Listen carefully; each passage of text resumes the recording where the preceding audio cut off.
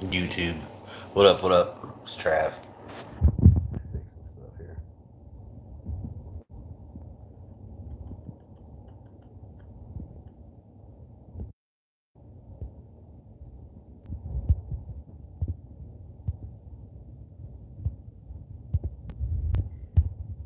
Whatever.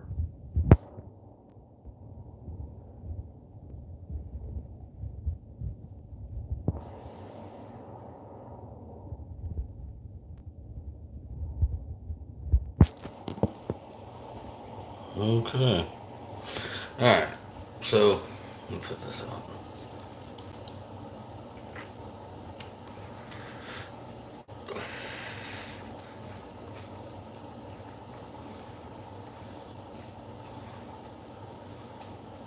So had an idea today.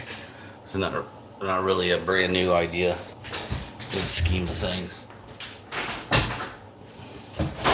Can't have it here. Okay. I'm good. Uh, Doing my DoorDash session, which was a flop this morning. Still good to get out there. Um, you know how they got the popsicle sticks in meetings with like the a topic or issue on them or something like that. I'm sure you do. Who's ever been in there? Well, I don't know how else to describe this. I just had a thought about words with Trav, and what it is I came home and told Deb about it, and she was like, "Whatever, cool." And she said, "I like the popsicle sticks." I'm like, "Yeah."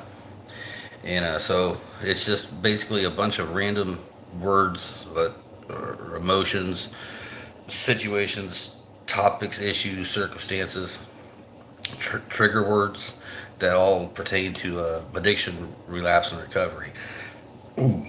Excuse me. And I came up with 70 of them, and they're in this thing. This little thing here. That's backwards probably, but it's a faith cup. And in it are all of them, all all different, all random. So I'm just gonna pick one. It's kind of like a mini on the spot.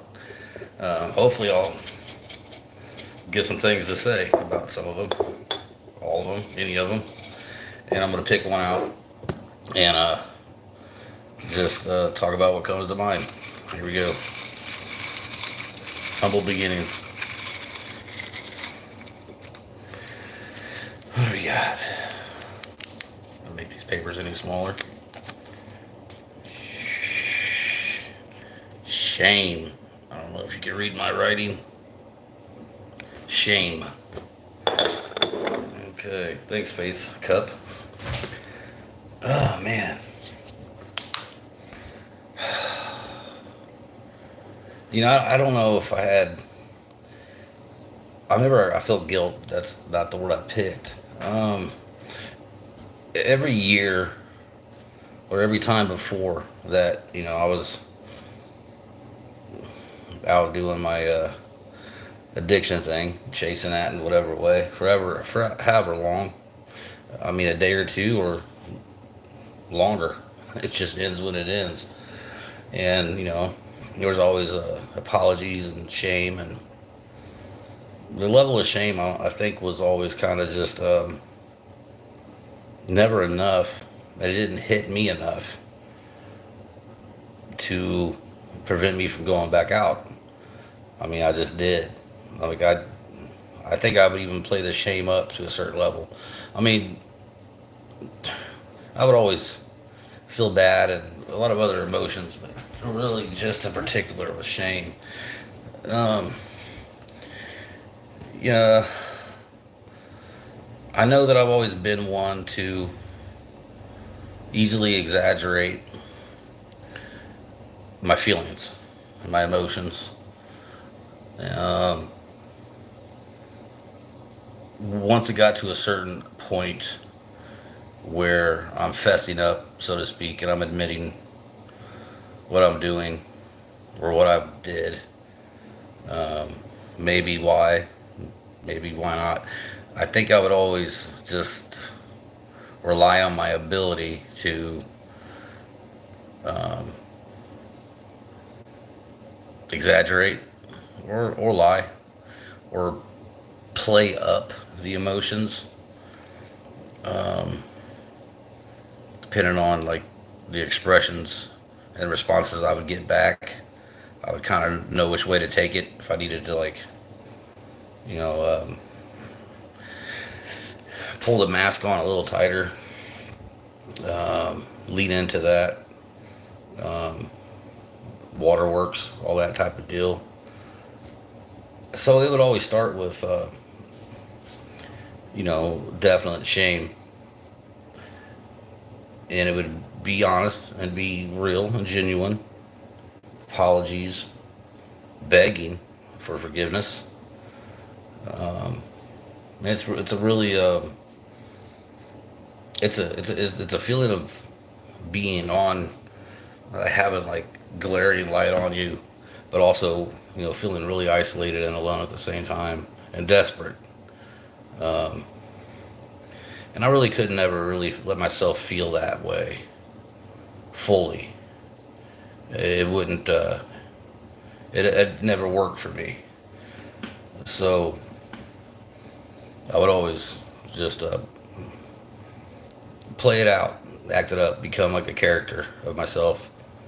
Um, until I saw like the disappointment and the frustration kind of break a little bit. That wall of like somebody defending themselves who I harmed and hurt through my addiction and my selfishness. Um, it would always be about me, how bad I felt, why I did it, and whatever excuses. And it was definitely a shameful thing every time. But I would never let it get to the level of like um, becoming too overwhelming, becoming too over emotional, where I feel like I would kind of like absolutely lose control of my emotions, and it would just be a pathetic, woe is me, weeping party of one. Um, and it was always just a play on sympathy because I could never fully display my shame and express it, and offer that as some kind of condolence. Uh, I would just go until I saw the the olive branch of sympathy being extended my way, um, and then get it together, and then repeat it a few more times and keep on going that route, and then go to meetings, go to church, open a Bible up, do all that stuff, and play it up the same way at the meetings, um, just as bait. You know what I mean? And then the rest would all just be kind of just exaggerated. Um, this last time, and then before that, though, I think shame in a different way, outside of addiction, can lead to the bottle or the bag. Um, and shame can come in many different forms, um, societal, from school. I mean, you name it. Parents being divorced, stuff like that. Break up if somebody spills the beans on somebody else. Embarrassment. I mean, shame breeds from many other emotions, but it causes hurt and causes self resentment. And the older you get, if that's never dealt with or expressed to somebody you really trust, that we can trust, and then you get really honest, constructive feedback on it on how to deal with that. Because not everybody can let go and let God. At any particular time, if they're not of faith or if they're not believing so much. So, though I do believe that's the ultimate answer and solution is to let go and let God. Somebody can't necessarily do that in the moment you suggest that to them. If they're not, believers, what are you going to do? So they need a trusting person in their life, and that becomes harder to find more every day in this world. The gossip is is gossip is addicting. You know what I mean? Somebody can sit there and be like, "Hey, what's wrong? Tell me what's up." And then next thing you know, there's stuff on social media about it, and it gets back to that person. So now, guess what? Now their shame just double up. So they're probably going to go back to the drugs and alcohol, or worse. You know, that shame could set off a a domino effect of depression, despair, isolation, suicidal ideology, and shame's a big one. And it usually leads to addiction in many ways. Because I say shame really is something that is a springboard for many other deep, heart wrenching emotions. And they're tougher to deal with the older you get. You know what I mean? And if you don't heal from what hurt you in the first place, it's probably going to lead you to a lonely life and drugs and alcohol. And life keeps happening, work, kids, relationships, so it's hard to ever stop and grieve for yourself in a way, you know what I mean? Then you resent yourself because you don't think you're strong enough, or you shouldn't feel this way. You don't have time to feel this way. Nobody wants to hear it. So it just sits here, and people say, well, I want to like get rid of that pain. I want to numb out. I want to escape from myself, and shame is a big catalyst towards that. And then, like I said, the shame that comes after or during recovery. Um, People put the bottle down, put the bag down, deleted numbers, don't go to the places, don't hang around the people, don't listen to or pay attention to the things anymore. They're doing their meetings, and they listen, and they don't open up for whatever reason. We maybe even talked about trust issues and all that. So they're still not getting out and letting go of what caused all of it in the first place. They're just not doing drugs and alcohol anymore, but they're still really the same person. You know what I mean?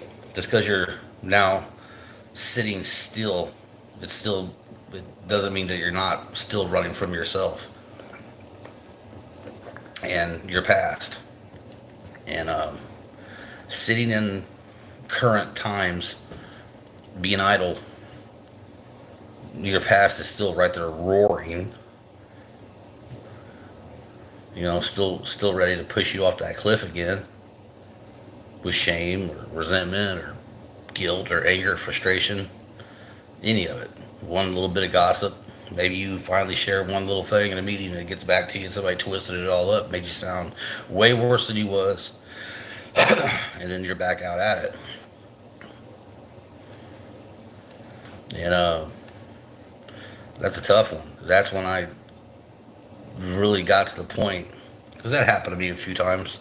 I couldn't stand hearing stuff I shared in meetings getting back to me. It was all completely twisted around and made up and exaggerated and all that. And I realized, well, that's kind of, I'm not really one that believes in karma, but I do believe you reap what you sow. So in all the times where I was like feigning um, apologies by exaggerating, lying, or you know, adding on to whatever the gossip that would get back to me, or that I would hear other people talk about, or something, getting things all wrong. Because I'm somebody who really prides myself on truth. um, that's me reaping what I sow. That's me getting mad at myself. That's hearing something that's gonna affect me still because I haven't healed from it yet. All I did was put the bag and the bottle down. I still held on to what made me pick those up in the first place. And now it's just doubled, tripled. Because now what? I can't even take nothing to nobody because everybody twists stuff up. I become a victim of my own creation sometimes. The words you put out there have power and energy. And then the effect that you're hoping to get by using those words towards somebody, eventually, some people you may not even know in a different way are using words of manipulation and exaggerations about you, about me. And then once that's flipped and reversed and comes back around to me, it's really at the core just me being frustrated at myself.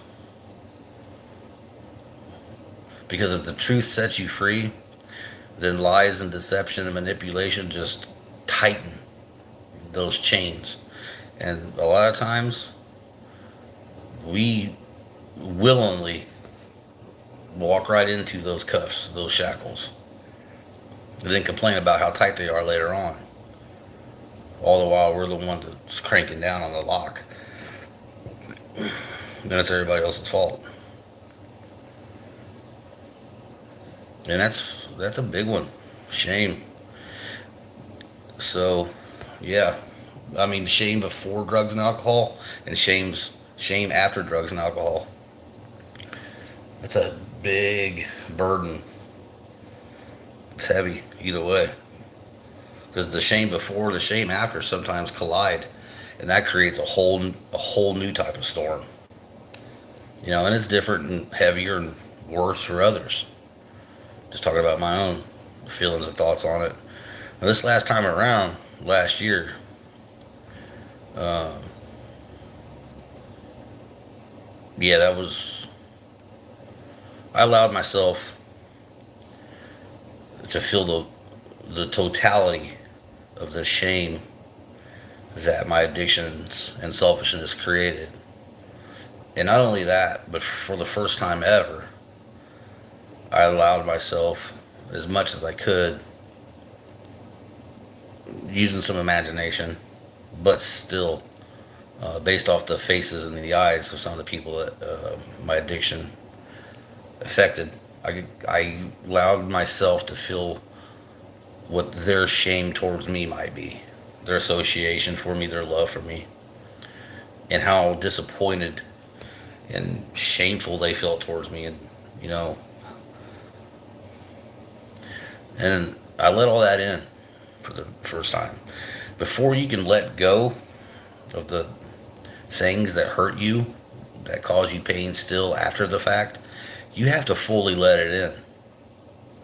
And what I mean by that is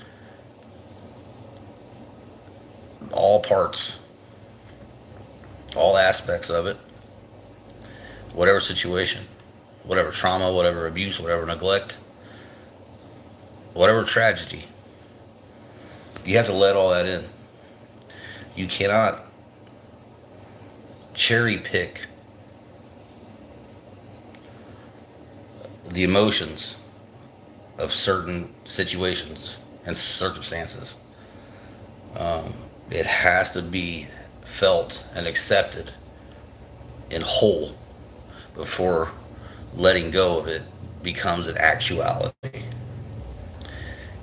And the letting go, let God mantra idea is very real and very relevant. But it's like this. God already knows everything. He just does. Let's not waste time on debating that. That's just what I believe. So, and he works in totality. He's going to heal you completely. Restore you means restored completely. Redeemed means redeemed completely. Healed means healed completely. Because if you're only willing to deal and accept and acknowledge and speak of and let go of 75, 80%, 90% of whatever, that's attributed to your addiction, God doesn't want that. He's like the house dealer, right? So he's like, nah, for them to really feel everything they're supposed to feel with that situation, with that, circumstance, with that event or whatever, they got to feel it all. They had to feel the whole thing. And so even though I think he may aid some people and give them some signs to keep pushing, dig a little bit deeper, to accept a little bit more, Um, he doesn't work like that. To let go and let God means to accept it all, feel it all, and then give it to God and let Him deal with it, handle it, and heal you and restore you and all that other stuff. That's what I experienced. So if somebody was to come to me and be like, "Hey man, I heard you're doing good, sobered up, cleaned up, doing God thing, but yeah, it's God thing just ain't for me though, man. You know what I mean? Well, how am I supposed to talk to them? What am I supposed to say? If they got their fingers in their ears like that, what are they going to hear? They're going to hear things that are true based on my personal experiences, but they're not going to be able to take them to heart because everything that they perceive and believe or don't believe is going to block that. They're only going to cherry pick. They're going to cherry pick certain things that I say because they just don't do the God thing, man. I'm not religious. It's like neither was Jesus. Do you know what I'm saying? I'm not religious either. I'm far from it. It's two different things. Faith and being religious can't coincide. It's faith in Jesus and what He was sent to do on our behalf for us, for our imperfections, even for all of our cherry picking. And I'm not going to say that word anymore. But He died for all of our flaws, our character defects, all of it. He died for all the things that we can't even yet accept to give to God. Jesus already paid for that. He's already paid for all your pain and hurt. He's paid for your joy and your success. But how can He bring that to you if you're holding on to what He's already died and forgiven you for?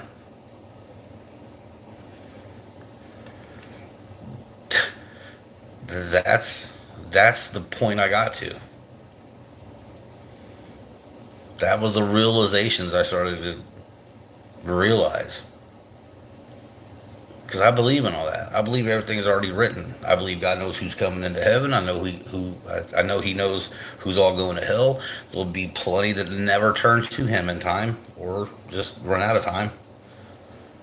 And He knows all the ones that will. He knew that I would. And I'm looking at you right in the eyes and telling you that the last 10 months of my life have been the greatest days filled with some of the hardest moments, but has also brought me the most joy at the same time. And I've done plenty of imperfect, immature things,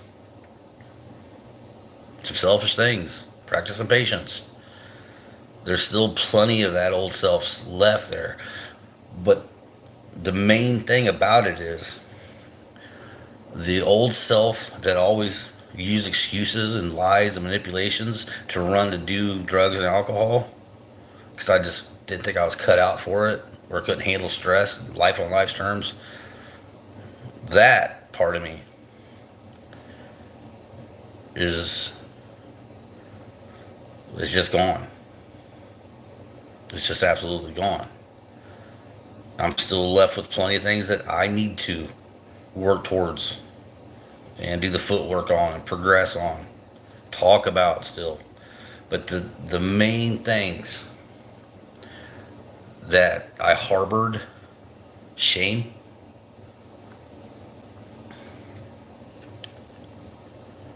confusion, accept everything. I'm like, dude, I don't even know what happened. What do you mean accept something? How do you accept confusion? How do you accept blind spots of memory? How do you accept the not knowing whys? You just put them right here. They stay here. And you hoard them up. You hoard those emotions up. And you're getting along in life. You're moving along and you're doing okay. And you're doing the best you can.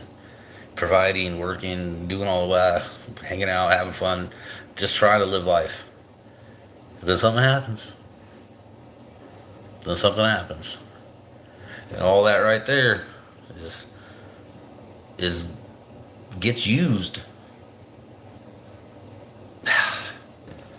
can't feel this current thing that's happened, this loss, this firing, this breakup. I can't feel this right now. So I'm going to go back all these years and take all that and put it onto this and push it across the counter and say, pour me one. Drown this out. And I brought 20, 30 years of friends with me, known as resentment, rage, anger, animosity, jealousy. And they all sit there at the bar. You know, they're all right there in the car with you when you travel to go get, your bag at whatever spot you go to.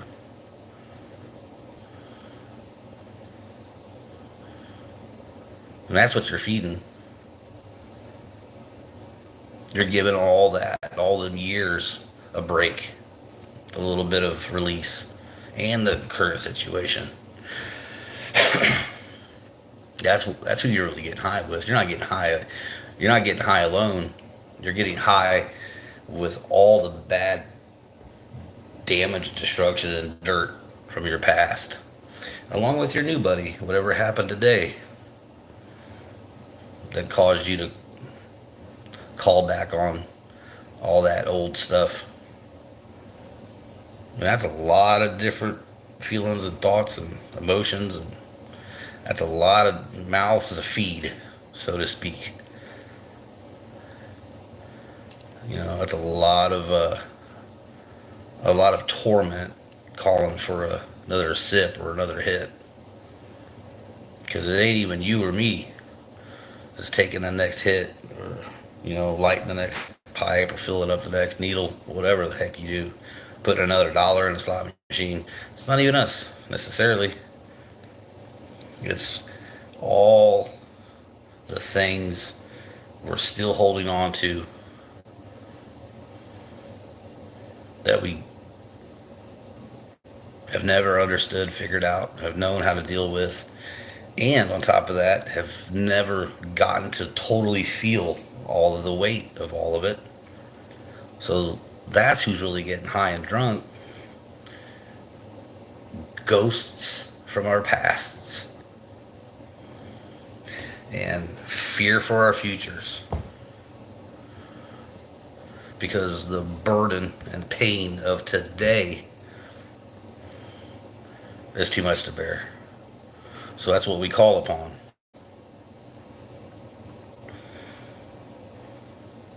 That's shame. That is a shame. Because there's not a single person in this world that has to live like that. We're only holding on to things that are going to kill us. It won't even necessarily be the overdose or the bottle, or a liver failure, or kidneys failing, or drunk driving, hitting a tree head on or something. That's not even really that. Let's not even blame it on the drugs anymore. It is, but it's all the stuff and the shit that either we're holding on to, that's just holding us back, holding us down, keeping us in those chains, all the while having this insane delusion that we're okay, and that we can't show our emotions, that we are tough enough. We gotta just, keep moving on. And we're just scraping by emotionally, scraping by in your marriage, scraping by as a parent or not. There's no joy, fleeting moments of happiness. You might watch a stand-up special for an hour and laugh your ass off. Awesome. What sustains us? What's the defense against all the offense of our pasts, and against the fear of whatever burden's going to fall on our laps or at our doorstep today or tomorrow? Dealing with it all ourselves, or not dealing with any of it ourselves, relying on ourselves, only leads to giving up on ourselves.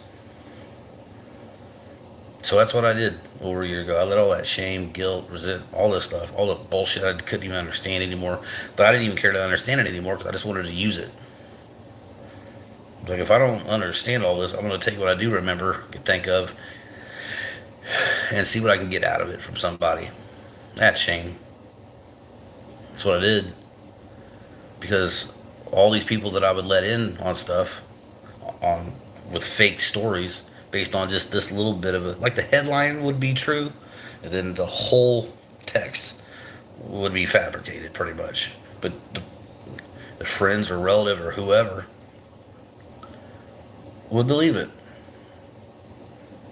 Never once did I ever think about, like, when I'm getting sympathy from somebody, I don't even realize that it's real from them. Empathy, affection, compassion. I'm just taking it so I could get something.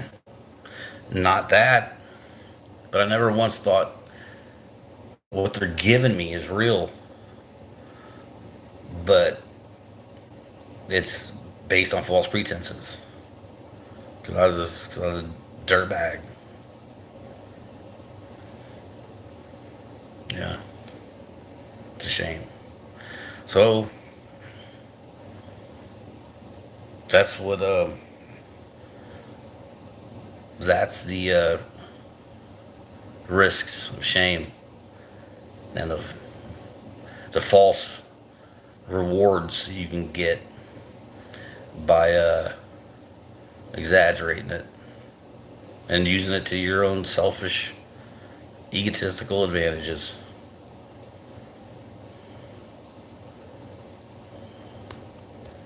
So, if you can't tell somebody what you're honestly feeling and what's honestly and truly on your heart, then just tell them you can't. Don't make nothing up.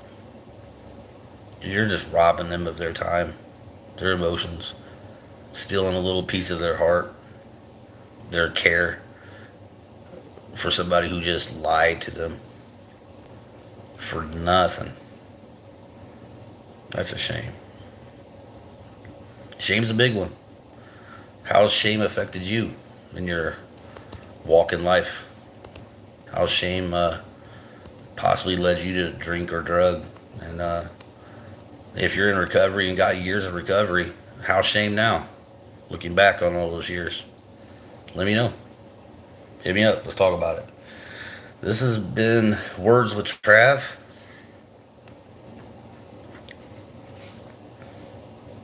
And I think that went pretty well. There's a Facebook group I got called God-Based Recovery.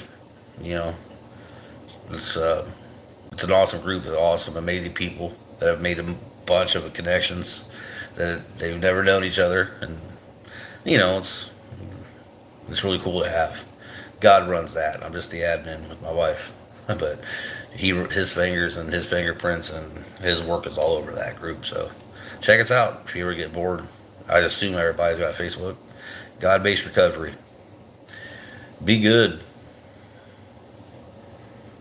but be good to yourselves first.